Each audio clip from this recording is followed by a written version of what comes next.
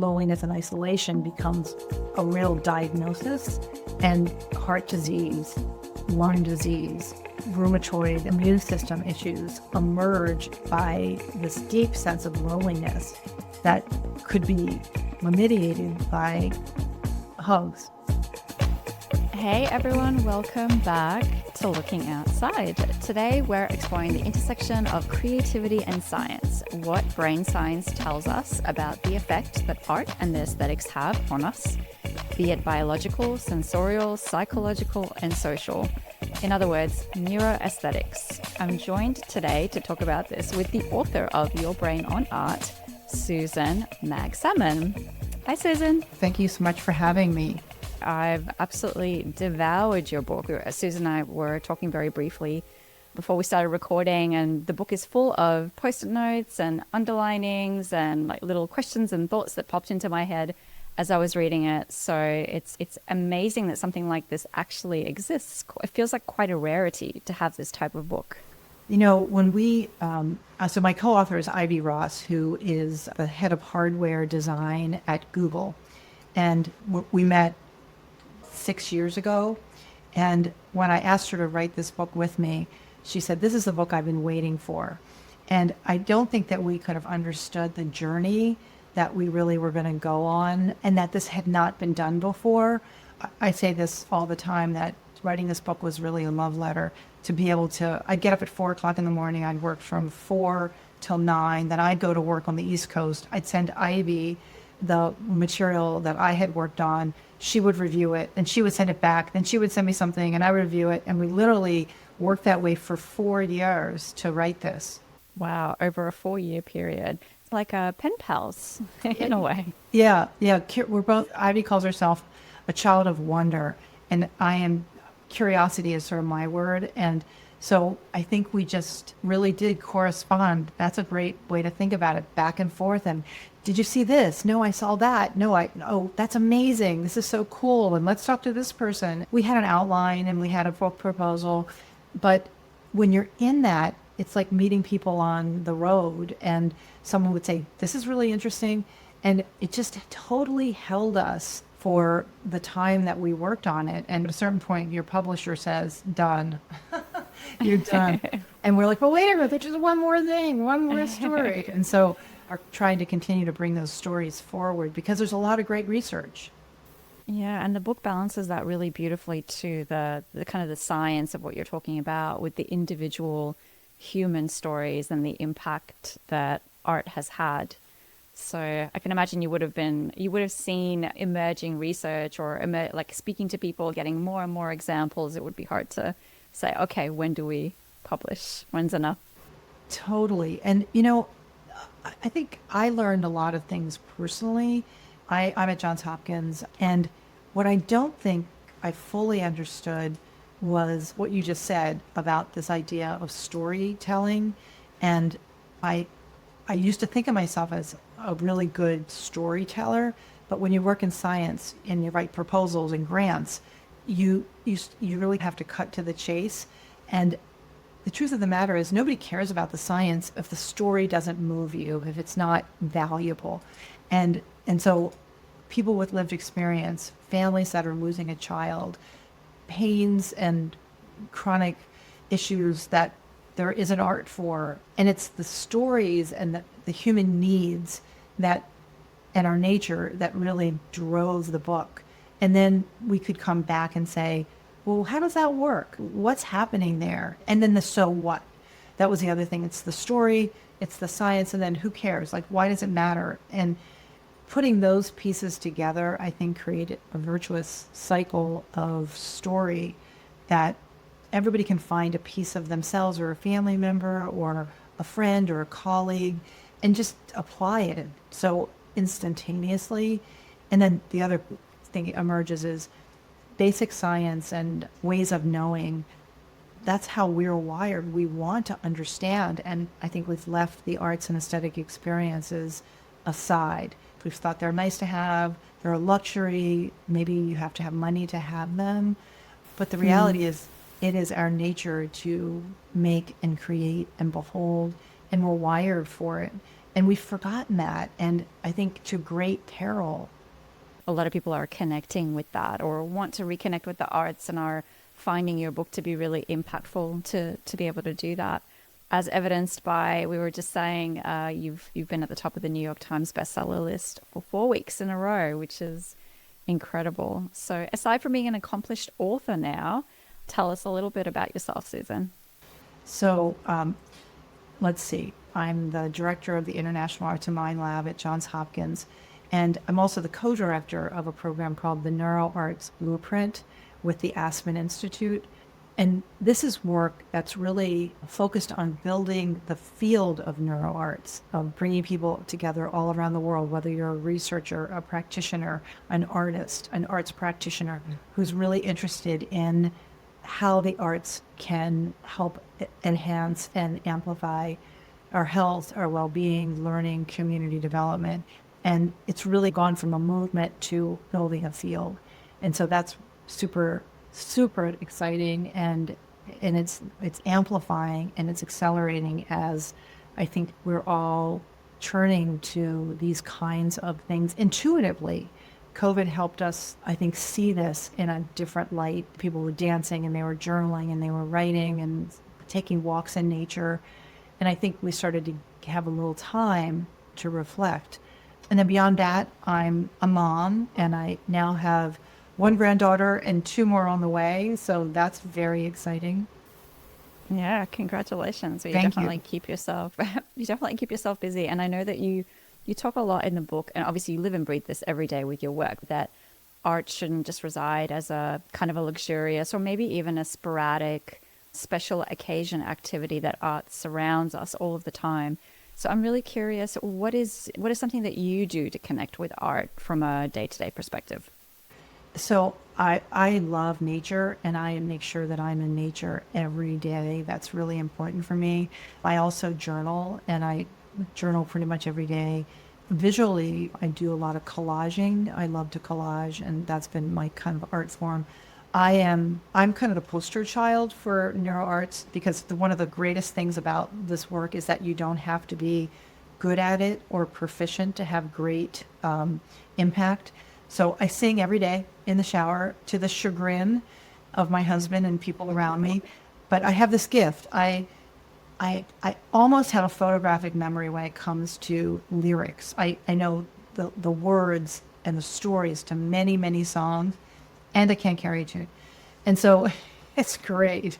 It's really great. And then I also garden. I mean, I came from a family of makers, and we didn't think about the arts or making as something that was rarefied. We all learned how to do handwork. We cooked, we gardened, my 4 sisters, so we were always reading a lot of fiction. And so very much I feel like the arts are so interwoven into my world that it isn't like a happening, it just happens all the time. I think I have the built muscle around that, where but the practices are throughout my day, and it's what gives me joy. I think it connects mind, body, and spirit, and just is so essential for being your whole self. So I don't often think of, oh, I'm a this or I'm a that. It's more just I do it. I'm being it all the time. It does feel like a luxury to be able to make the time for a lot of those things that you mentioned, which are, they could be technologically enhanced and enabled. You could write on an iPad, you could draw on an iPad, you could do a virtual game with gardening. But I'm guessing that those things that you're doing are much more physical and tactile and really connect you to the real world. Is that something that you're now practicing more consciously because you have researched it for 4+ years and know the benefits of them? Do the benefits of those things prompt you to create more time to do them? I think yes, all of the above. Technology is a wonderful thing, and I think you have to think about how do you use technology in service of your health and well-being, and the well-being of your family or in the workplace. But I think that we've become so addicted to technology that we can't, and that's a dopamine hit right? You hear a ding, you want to check it, you want to see what it is. And it's very distracting to really allowing yourself to hear yourself and to have the benefits of these highly sensorial experiences that really deeply change you. They change you at a cellular level, they change you at a psychological level, at a physical level. And so if we're so distracted that we can't hear our own bodies and our instincts around what we need, we start to be disembodied, right? We become disengaged from ourselves. And I think that with stress and anxiety and also just the desire to amplify your own well-being and your own sense of self, you need to be able to honor that. And it doesn't take a lot of time. We recommend in the book 20 minutes, finding 20 minutes a day to do it, to either make or to behold, to use your sensorial systems in a very intentional way. And when you start to do it, you realize your blood pressure is going down, your cortisol is going down, you're breathing more deeply, you're thinking more clearly, you have more space, your mood is better, you sleep better. These are all things that money can't buy, right? And recently I saw a study that was talking about how Gen Z folks and some millennials at the sort of lower age are starting to really think more deeply about it's not even just work-life balance, it's how do you have this continuum of how do you live where you're engaged in work, but you're also making sure that you're staying healthy and that things like these different experiences that we're talking about, it could be going to a museum, it could be having a group dinner. Younger people are actually starting to see that they can't function by more and more and more and more and more. And technology is a variable in that, but it's also expectations, societal expectations, and whether it's political unrest or ecological uncertainty or economic concerns, finding that homeostasis, that balance is so important. I think the benefits are pretty immediate. And they're very compelling, and there are so many of them that you mentioned. I mean, the psychological benefits are probably the ones that come to people's minds very easily. I mean, when you engage with a beautiful piece of art, you feel a sense of awe, maybe, or calmness, or a wonder. Music obviously has that same effect. You know, I remember when I was a teenager, before I had a mobile phone, I would sit in my room and just listen to music. I think I was just like daydreaming. And I think these days maybe people are trying to do 5 things at the same time, and they're listening to music, but they're also on their phones and they're having a conversation or they're watching TV in the background. So allowing those things to really have their effect on you. And then going back to what you were saying, the real benefits of that are also physical, reducing anxiety, depression, helping you to live 2.5 years longer. I mean, these are like really compelling things. So why is it, do you think, that the arts and the aesthetics as a form of medicine has not been more readily adopted? Man, let me follow up on what you just said, because I want to bring back to a piece of brain information. When you are not bringing the world in, that's when your brain has an opportunity to process what you've been experiencing. And so there's a part of the brain called the default mode network that goes to work when you aren't engaged in all these things, when you're hit pause. And so this is when you really understand for yourself what's important to you, what's beautiful to you, what you like, what you don't like. But also it's where you mind wander and you daydream, and it's that self-talk space, it's that reflective, insightful space in that if you don't ever have that pause, when do we have time to know ourselves? When are we able to do that? You know, sleep is a very important thing, but it doesn't do that. It consolidates memory. But this is a conscious you talking with yourself and really making sense of the world. So think about, for children, never having time to make sense of the world, just coming at them like nonstop. It's hard to build character and identity. It's hard to know how to relate to each other when you don't know yourself. And we all are wired so differently. There's this great language I've been hearing lately on sensorial diversity. My sight might be better than your sight, but your olfactory system might be more acute. we each have these systems, but they function differently, and many things make you who you are, where you come from, your family of origin, your experiences. All those things go to work in the default mode network, and they change you physiologically. So hitting pause, I can't emphasize enough, and that changes you at a mitochondrial level by being able to really process those things. So there's a lot about cell health. Why the arts and aesthetic experiences have not really been picked up. That's a complicated question. In the before time, long ago, before the age of reason, before science trumped arts, literally, the arts were used for many, many things. If you were in ancient Greece, you needed to be an artist, a doctor. You needed to have these mixed modalities that you brought forward to be able to address complexity. And I think as we started to look at academia became very siloed, and we started to value what we consider to be truth in science, as opposed to valuing other ways of knowing, like lived experience, arts, aesthetic experiences. And I think that has just churned, in terms of thinking more about productivity and innovation, and making sure that we're moving faster and faster. And I don't think it's for any maligned reasons that happened, but it built. It's like if a ship is 2 degrees off course, it's going to end up over here. And I feel like in some ways that's really what's happened with arts and aesthetic experiences. But ironically, what moved the arts off the front burner, meaning science, is bringing it back, right? So in some ways, science is bringing the arts back to humanity because we can see the proof. We're not going to solve any big problem, if we're not working together. And arts and sciences as a marriage, equal partners, is really where I think there is tremendous opportunity to build a new field. And we're seeing a lot of businesses come into life that are neuroaesthetic businesses. So when you see a field have an economic residual movement, that there's health in that. Hospitals are bringing arts and aesthetic experiences into their models. We're seeing it in museums. We're seeing it in performing arts centers are now having arts and well-being programs all over the world. Public health is adding it. So each of them have a different business model.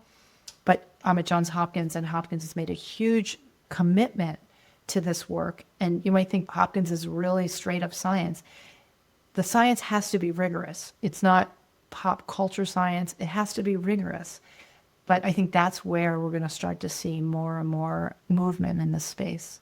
The science is enabling a greater adoption of the arts because the proof is in the pudding. You're starting to see probably very longitudinal studies around the positive effects. So that's a really exciting future that we're headed into. There is one little nugget in the book that I really loved, though, where you talked about just experiencing things for no reason. So this innate kind of very human need that we have, that we're hardwired for awe, these things that will surprise and delight us, for lack of a better term, or that give us a greater sense of perspective maybe on the earth. That really made me think about the philosophical arm of aesthetics and this connection to the reason why we're here and the greater wisdom that we're going to gain from life by just experiencing it and being very present in that moment and really seeing it. Thank you for bringing that up. I think that is so critical. And awe, it's interesting, awe is a human phenomena where something literally stops us in our tracks. And we often have goosebumps, our heart will race, we'll be flooded with oxytocin or dopamine or serotonin, and we just stop and we are amazed by something. And it could be a sunrise or a sunset. It could be a smile of a child. It makes us pause and reflect where we sit in the universe and within humanity.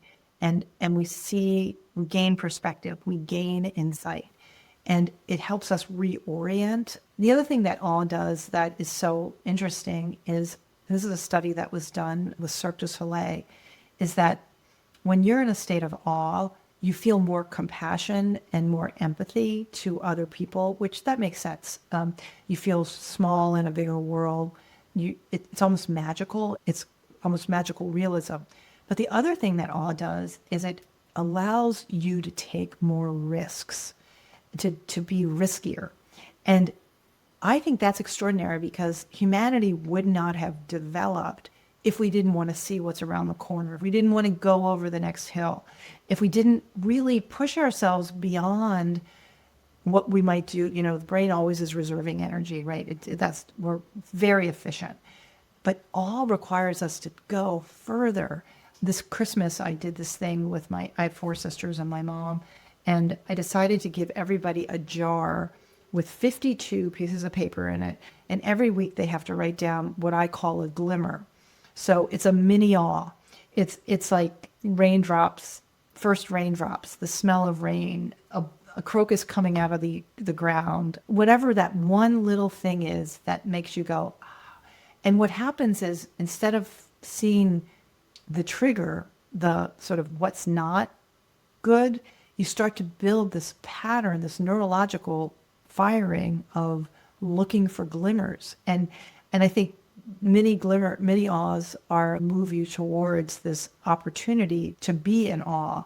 And I think once you've felt awe, and we all have, you want more of that. And I think that is what it means to just be, and to smell the roses, and to take the breeze that comes through, and it renews you. And it makes so much sense. Like, it's almost like, things your grandmother told you, but it's physiologically true, and you become more you.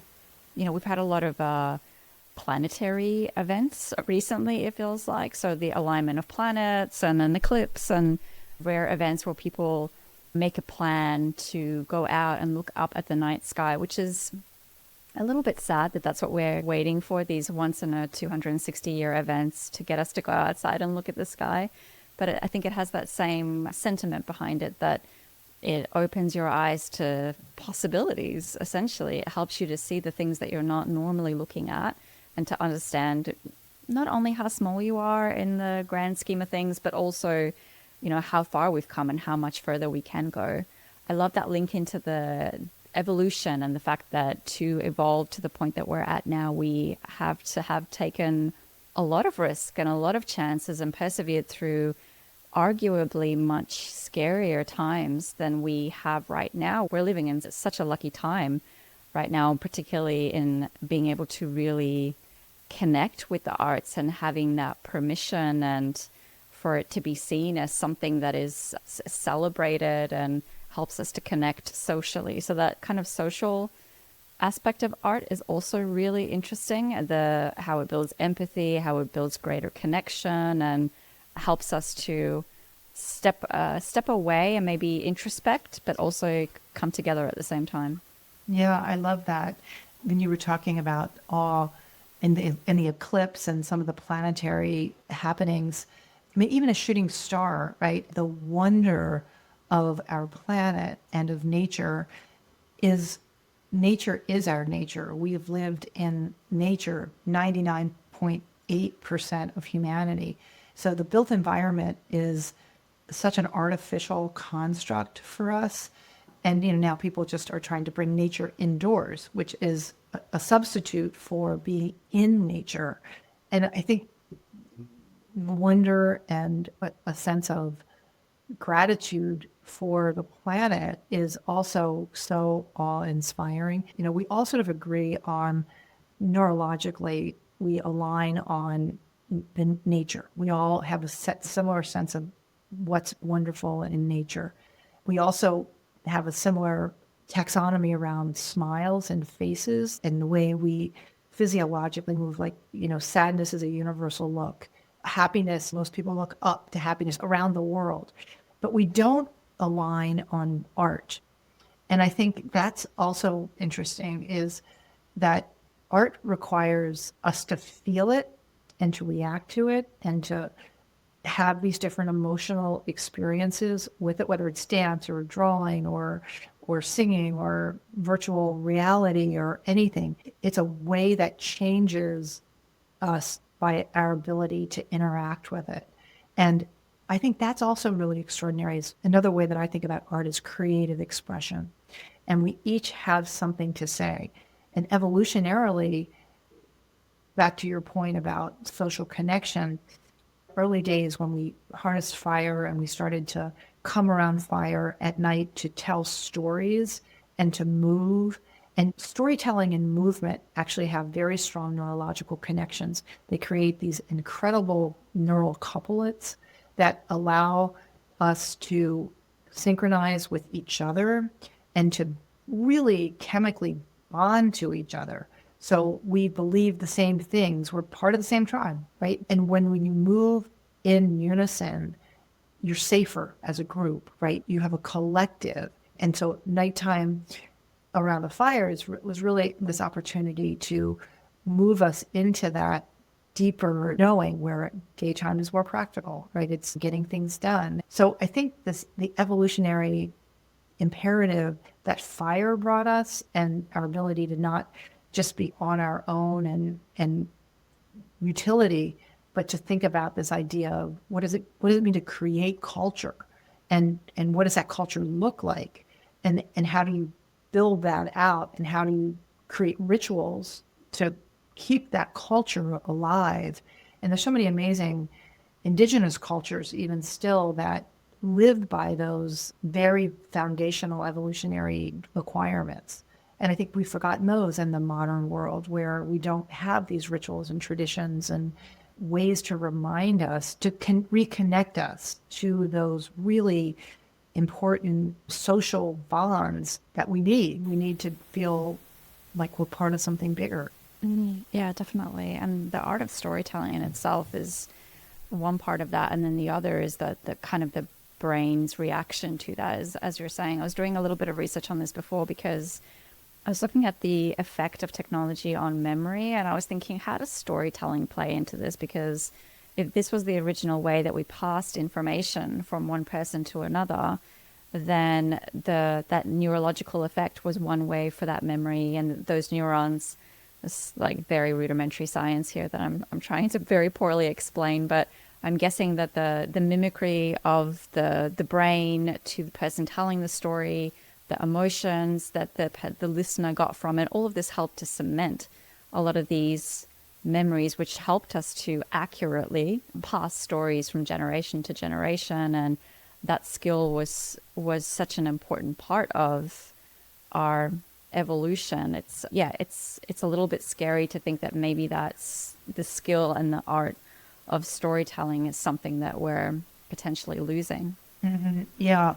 Folklorists look at this like oral traditions that were only passed down by a storyteller to the next generation, and those stories were told again and again. And it really does hold a community together, especially in times that are so uncertain, is that you can go back to those. I think because stories are so essential to being human, that they keep morphing in different forms. So I think singers are storytellers. And I think even to the way technology is telling stories is another iteration of it where you can change the story.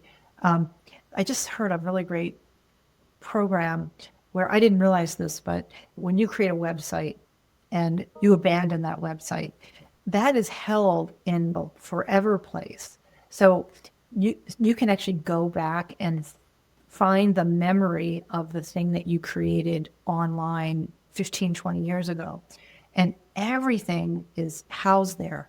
And I think there's something interesting about technology actually having a memory. It's not like you can't change your social footprint. It's not like that. It's more anything that you've done, you can actually archivally go back and look at your memory on technology. And I think that's really important because those things are ephemeral. You think they're gone forever, but there actually is a holding tank of all of that information. And I think that that's important because you can change the story, and sometimes for good, better or worse. And to know that there is actual memory of the technology is sort of cool. But I think you're right. I think it becomes DNA for us, where we learn a story and we remember it and we tell it. I think it becomes part of the way we respond to the world. That's really interesting about technology, and it's making me think about a website that I lost about 25 years ago. I'm like, it's out there somewhere. It is. Technology is hanging on to that memory. I can't tell you how to find it, but there is a place. If you Google it, there is a place where you can actually go and pull it out. I mean, it's access. Anybody can access it. It's sort of amazing. Yeah. One thing about technology I wanted to ask you was the impact on physical touch on our well-being. I mean, touch is a form of art. I think in itself is just a very interesting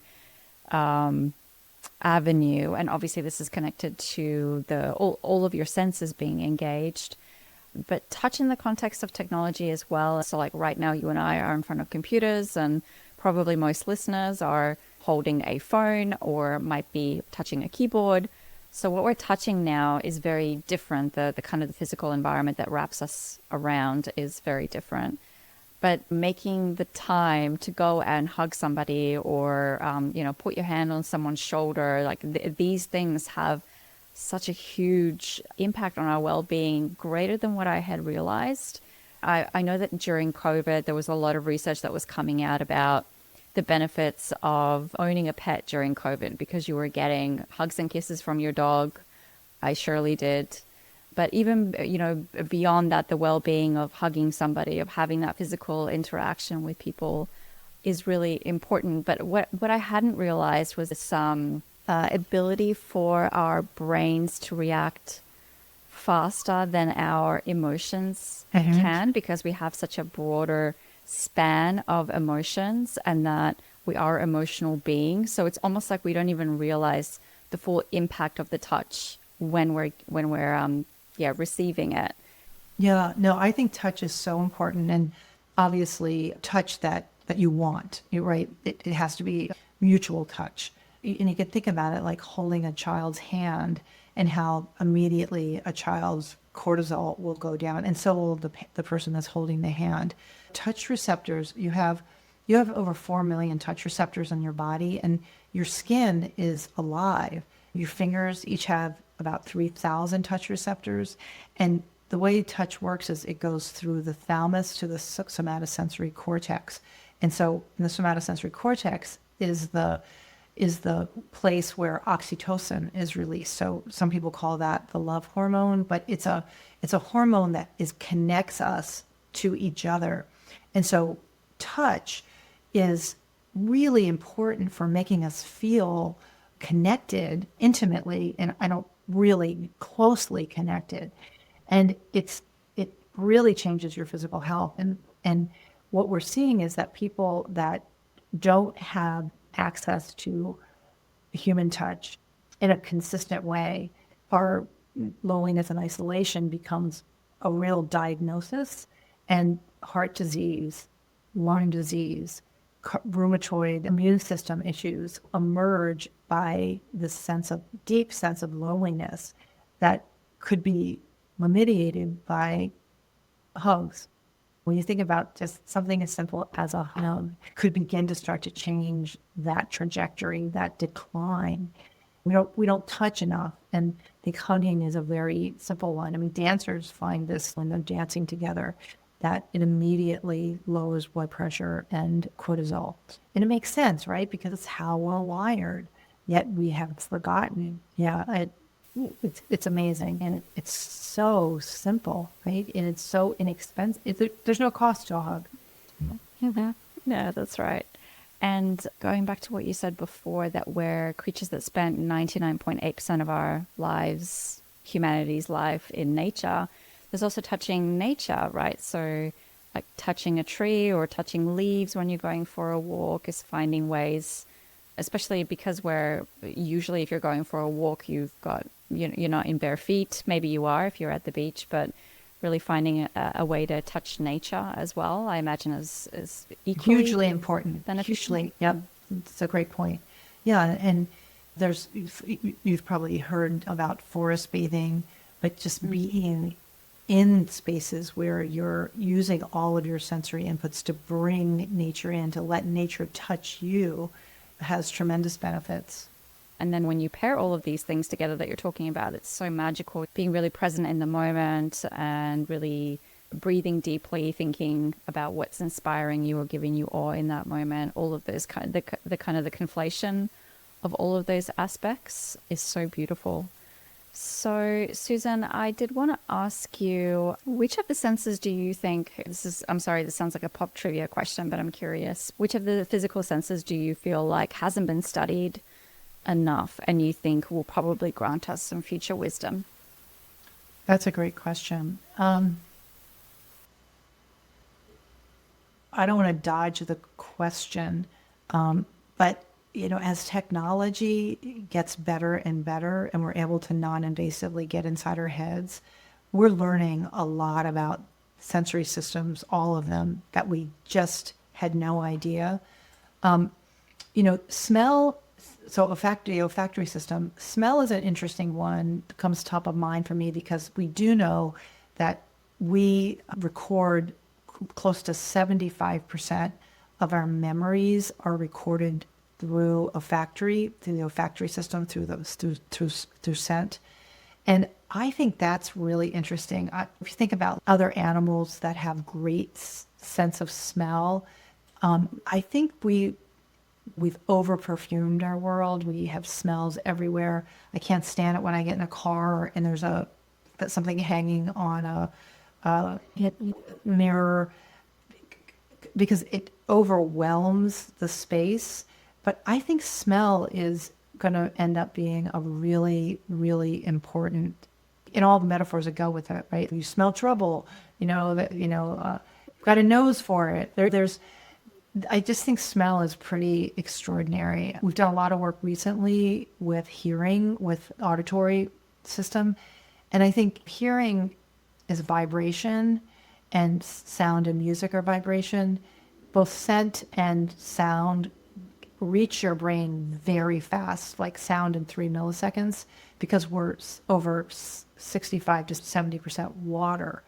And so I think sound is also a really important sense because it's so immediate. Like you hear a song in 3 seconds, you're either in it or you're not, right? It changes you that quickly.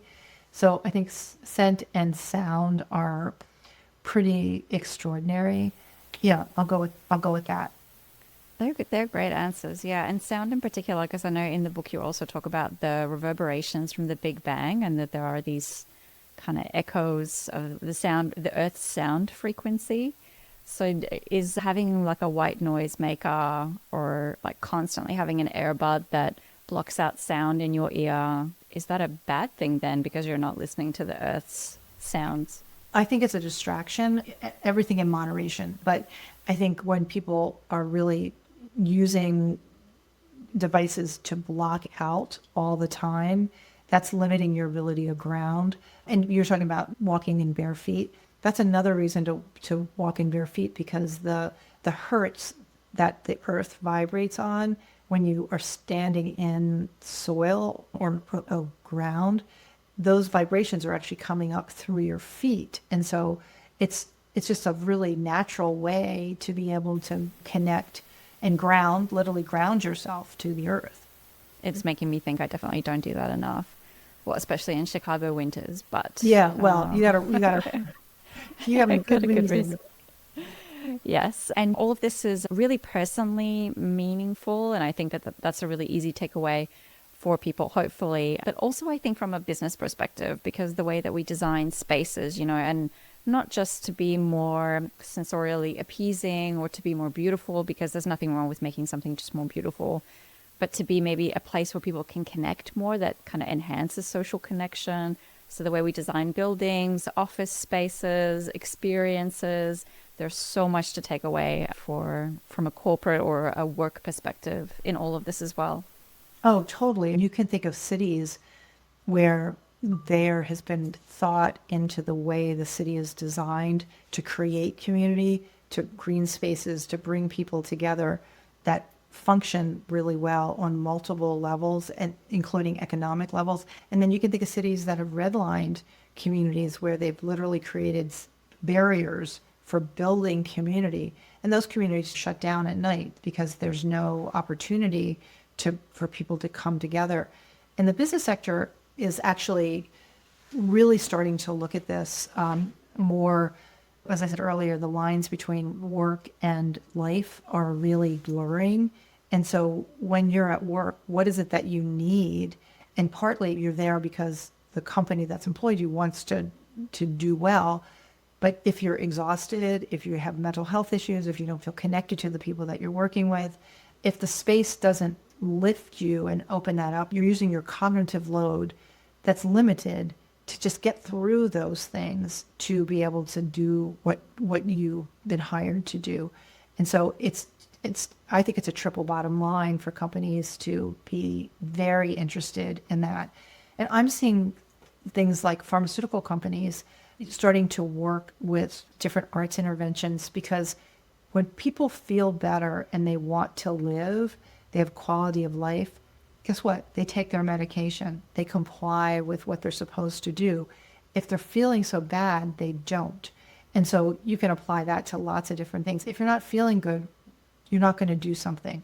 And so I think in a business sector situation, it makes perfect sense that you want to create an enriched environment to build capacity, not make people work so hard just to get there. And that ties beautifully into the World Economic Forum's Future of Jobs report that came out at the start of this year. And the top 5 skills that they're talking about is resilience, adaptability, creativity, curiosity. So the space, we know the environment plays a huge role, the space to really encourage that is so important. It's so funny. Ivy and I fight about this. I think the arts are 10 of 10 of those things. Ivy's it's probably more like 7. I'm like, no, it's 10. It's 10 or more. But I want to make a point about that is this is what businesses say they need. But this is not what we're teaching in schools. We're taking the arts out of schools. We're taking the arts out of these opportunities for young people to learn these skills through arts and aesthetic experiences. And then we're saying, we want you to be more creative. We want you to imagine the future. Yet there's no training to learn how to create those processes to think that way. And that's a big disconnect for me. I really don't understand it. Particularly because we know that the majority of all of this development happens so young, when people are learning these skills and their memory, their ability for them to intake new processes of thinking creatively are in their mid-20s, I think is the peak. Mm-hmm. So that's the time to be creating those environments. Mm-hmm. Yeah. And even early learning, when you're building these strong synapses and neural pathways that build the resilience as you get older, that's where arts and aesthetic experiences are a superpower. And yet we're not really understanding that yet. There's a lot of excitement, but there's a lot of work to do. And when you're younger as well, you know, anybody can be a good writer, drawer, painter, just like going back to your singing in the shower. Everyone sounds good in the shower. So that's what we need to be encouraging, more creativity. No matter what age you're at, but there are a lot of really amazing takeaways. So thank you so much for coming on and talking about that. I do have one last question before I let you go. How do you gain a fresh perspective, maybe when you're not looking at anything to do with the neuroaesthetics? Well, I guess what I would say is, and maybe this is still a neuroaesthetic, so you can catch me, I love to dance. And I think, and I'll just like dance in my living room. And I find that if there was one prescription that I could give the world, it would be dance. Because you can't not laugh when you're dancing. You can't not feel happy when you're dancing. And just moving, maybe I'll do that. Just moving your body is like an elixir to anything. And I think it helps you remember that you're really a being and you're alive, and what a gift that is. So I'd say move more. That's definitely a neuroaesthetic answer, but I will allow it because it's a great one. I don't You know, know. you can dance with others and hold their hand, and then you have even more neuroaesthetics I than mean, that if you one. really think about it, we all just took a minute and thought, all right, so obviously I'm not an artist, I don't do this, I'm not neuroaesthetically minded. But I bet if you just took a moment and just traced your day, you would see that you're engaging in these highly sensorial experiences all day long and you're not aware of it. So what if you were more intentionally aware of it? I think I've definitely drank the Kool-Aid, right? So I can't separate like what would be not aesthetic because I'm in a space always. I'm always in a space. I don't know. That's a really, really good question. I always say arts is a four-letter word. And I think if you take the word arts and you just think of it as creative expression, it's everywhere. Good and bad, beautiful and not, but very complex. So I feel like everything is art. Yeah, absolutely. You just have to be looking at it and taking it in, And changing your lens. Yeah. and changing your lens. Yeah, intentionally pausing and changing your lens. I love that. Susan, this has been absolutely amazing. I don't know where that hour went. I know. Thank Oh you my so gosh. much. Thank you. Thank you. Thank you.